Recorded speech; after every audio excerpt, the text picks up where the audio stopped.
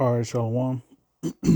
First and foremost, as always, I like to give all praise, honor, and glory unto Yahweh, Bahashem Yahweh Shai, Bahashem, Racha HaKodash, double honors unto the apostles and elders of Great Millstone who rule well. Salutations to you, sincere and hopeful, like Akim, that push the word of Yahweh, Bahashem Yahweh Shai in spirit and in truth. So, coming back with another lesson, and I'll start here in Job, the 20th chapter. In verse 5, it says, actually, let me start at verse 4. It says, knowest thou not this of old, since man was placed upon earth, that the triumphing of the wicked is short, and the joy of the hypocrite but for a moment. All right, so reading this, this was on my spirit, just due to, being irritated with Edomites. We've always been irritated with Edomites, in the world. The tension that is naturally there, the odds, the difference that's naturally exists between, Jacob and Esau. All right. You don't know the extent of it, in the world, but when you come into the truth, you really learn just how spiritual, it is, with Esau being, on the left and Jake being on the right, and that natural friction, that exists, and being that we're in the end of Esau's age, his world, they really starting to show their ass, which is, why brothers got to be, very, on point in circumspect, and, chopping it up with some brothers earlier. That was one of the points that, a beloved brother had made. A beloved elder had made that point. We got to really be circumspect, okay? Because you can see, the racial tension between so-called blacks and so-called whites is at an all-time high, and it's only going to increase. And Esau is looking for any reason to crash out, to do something, diabolical, to put, any Israelite to death and get away with it, But being that Esau's in the end, we're seeing the hypocrisy that these Edomites, have. All right. They can be there was a video me and brothers had watched yesterday of a Edomite cop in Florida that got a parking ticket, and the parking ticket was given to him from a Israelite woman, and he was clearly in the wrong because he parked in a unauthorized parking spot, and he didn't have his service lights on, indicating that he was on official police business. But the point being, he conjured up a lie and pretty much took the parking meter, the parking maid's, ticket machine, electronic ticket machine that she had in her hand, and just threw it on the ground and stomped it and broke it and all, and then he arrested her, for doing her job. But at the end of that video, it was stated that the cop had 2 weeks of paid leave as a result of that, and the woman actually they actually suspended her for 6 weeks from her job. Now, that's just an example of the hypocrisy that Esau is naturally embedded with. Okay. And everything coming out in the news pertaining to Edomites and their wickedness, and all the wrongs that they do and get away with, and the evil decrees and laws that they're trying to pass, clearly shows that they're a hypocritical people. Salakia. You can look at a, uh, Salakia. Hold up just a second. So like, had to put it on do not disturb. Forgot to. But anyways, you can look at the situation that's going on over in the land of Israel as a good example of the hypocrisy that these Edomites, exude. Being that they're still bombing and pretty much killing and committing genocide on those Gazans, on those Palestinians in Gaza. All right, and meanwhile, the international community, um, they might say, they might condemn the actions here and there, but there's no effort and no action put forth to stop them from doing that. Okay, but when anything happens to those Israelis, they're calling upon the international community for to assist in retaliation or whatever, aid in retaliation and sympathy. So just the hypocrisy of the nation of Edom is on full display here in these last days. All right, but that hypocrisy is for a moment. All right, verse 6: though his excellency mount up to the heavens and his head reach unto the clouds, okay, yet he shall perish forever like his own dung. They will have, they which have seen him shall say, where is he? Okay. He shall fly away as a dream and shall not be found. Yea, he shall be chased away as a vision of the night. So just like a bad dream that you might have, a nightmare, um, and you wake up and you realize that it was literally just that. It was a nightmare. That's how it's going to be when, the change of roads, when that happens.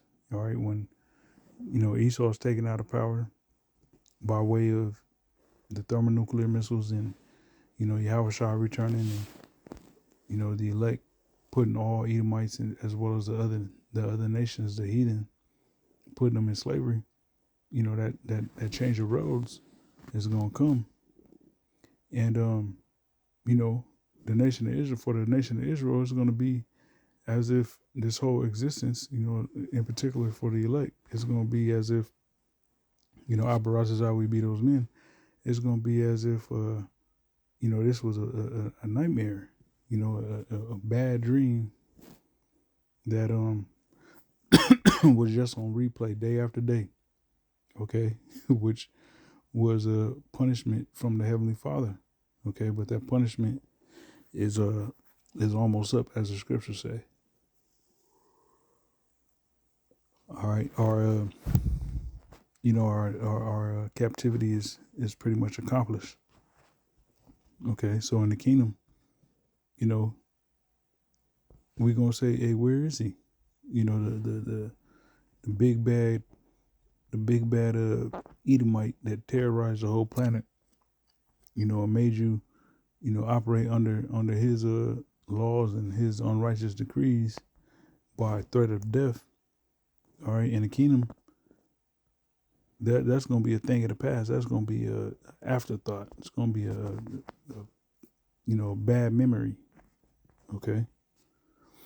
Verse 8, it says, he shall fly away as a dream and shall not be found. Yea, he shall be chased away as a night vision, or as a vision of the night, excuse me.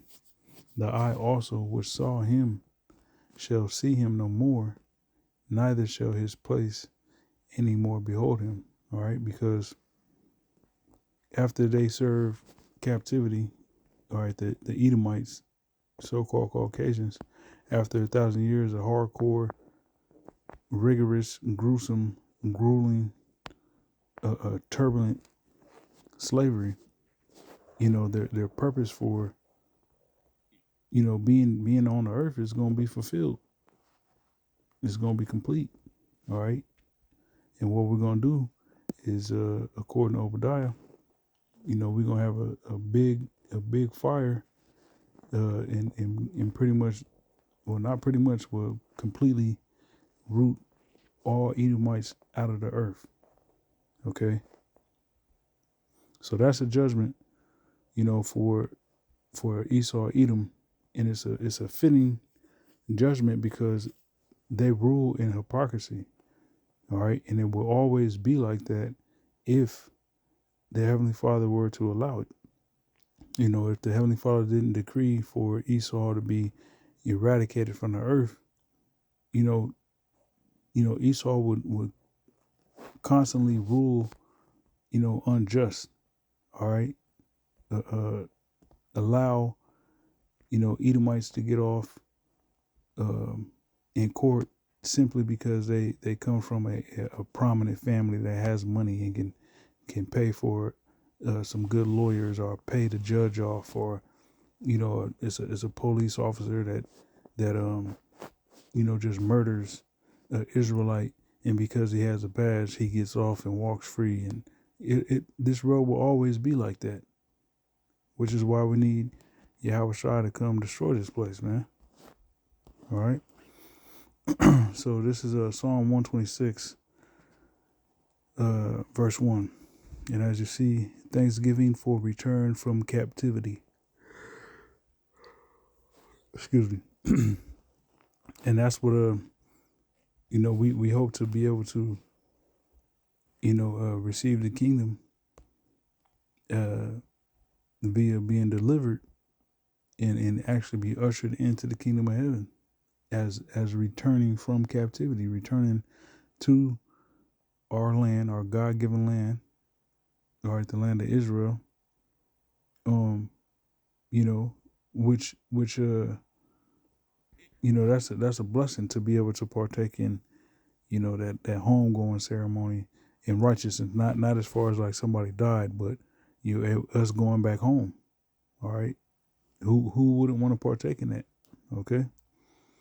So as you see, it says a song of decrees. When the Lord Yahweh turned again the captivity of Zion, we were like them that dream. Okay. I'm going to read this in the NLT. It says, a song for pilgrims ascending to Jerusalem. When the Lord Yahweh brought back his exiles to Jerusalem, it was like a dream. All right. So think about that, man. Going back home and being in a superhuman body. All right. Having more stature, being taller. Okay. Having the right hue, the right skin tone. All right, us being way darker than what we are. Okay, having spiritual power, being completely righteous, having the law, statutes, commandments written in our inward parts. All right, just being one with our power. It's gonna be like a dream come true. All right, we all have dreams. Since you were young, you had dreams that you I remember one dream I had. When I was young, I had a dream I had a nice watch, and I woke up and really thought I was, for a split second, I was kind of like, trying to recollect where I left the watch at, thinking I actually had the watch. You know what I'm saying? But I was like, oh dang, that was a dream. Shit, But that just being an example of in the kingdom, every day is gonna be like living out the best righteous dream ever. But a dream ain't even gonna do it any justice because it's actually gonna be reality. Okay. But once again, let me go back to this here in Job. As it says in what verse was that? Verse 8, pertaining to Esau, he shall fly away as a dream and shall not be found. All right. So being in this captivity is a nightmare, man. Okay, he shall be chased away as a vision of the night. Just like when you have a bad dream and you wake up out of your dream abruptly in the middle of the night, and you might forget some of the dream. It just evades you. It disappears and vanishes. And you just thankful that, man, I'm happy that was a dream, man. You know, sometimes you'll be dreaming and you know it's a dream. It'll be a nightmare and you know it's a dream. And you're like, man, I can't wait to wake up from this shit. You know, but ain't nothing you can do but just ride it out. You know, that's a that's what this captivity is. You know, when we came into the truth, that was a layer of the onion being peeled back to where we can realize, oh, this is a nightmare. According to the scriptures, this is a nightmare, and you know, I now know that this is a nightmare. However, eventually, when we get to the end, you know, this dream is going to be over with. We just got to endure and patiently wait on the Lord for salvation. Okay, so right now we're in a nightmare, but the kingdom of heaven is going to be a dream come true. Okay. Verse 2, it says, then was our mouth filled with laughter and our tongue with singing. Then said they among the heathen, Yahweh hath done great things for them. Okay. So we're going to boast and brag and rub it in the heathen's face about, you know, the marvelous and wonderful things that Yahweh Shem Yahushua is doing for us, the Israelites. All right. They do it to us? Okay. Yahweh hath done great things for us, whereof we are glad. Turn again our captivity, O Yahweh, and the streams in the south, as the streams in the south, excuse me. They that sow in tears shall reap in joy. He that goeth forth and weepeth, bearing precious seed, shall doubtless come again with rejoicing, bringing his sheaves with him. All right, in the NLT verse 6 it says, they weep as they go to plant their seed, but they sing as they return with the harvest. Okay, so when we return back to our land, back to Jerusalem, back to the land of Israel, hey, we're gonna rejoice. You know, we're gonna be glad. We're gonna be, you know, on a whole nother level.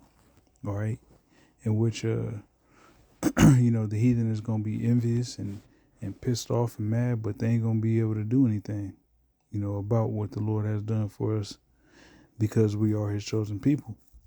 All right, so you know, this captivity is a nightmare, but the kingdom of heaven is a dream come true.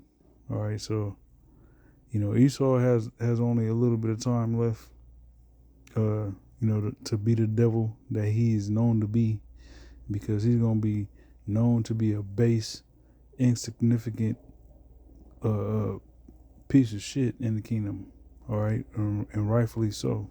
All right, but I just want to bring that out, man. You know, this is a nightmare, man. Being in this captivity, however, it's almost up. You know, and our dreams and righteousness is gonna come true. So, you know, Abarazazah, this was edifying. Until next time, Shalom.